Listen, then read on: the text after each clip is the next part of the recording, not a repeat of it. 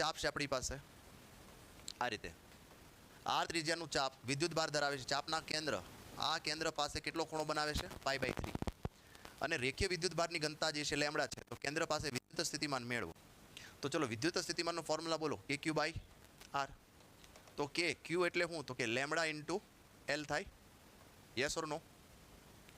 રેખીય વિદ્યુત ભાર ઘનતા લેમડા બરાબર શું થાય? Q/L. તો Q બરાબર શું થાય? લેમડા ઇન્ટુ L, કારણ કે લેમડાના ફોર્મમાં જોઈએ છે. Okay sir.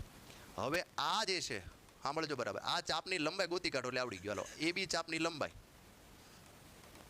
AB ચાપની લંબાઈ તો L બરાબર શું થાય? તો કે θR થાય ને ફોર્મ્યુલા, સમતલ ખૂણાનો ફોર્મ્યુલા, સમતલ ખૂણાનું સૂત્ર θR. તો θ કેટલો છે?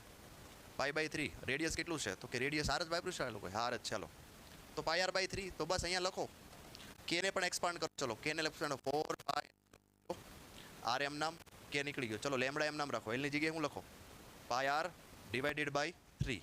ચલો આને સોલ્વ કરો. હવે ઉડાડો, પાઈ કેન્સલ, એક R કેન્સલ. હું વધ્યું બોલો જોઈએ? લેમડા ડિવાઇડેડ બાય 4 13 ને 12 એપ્સિલોન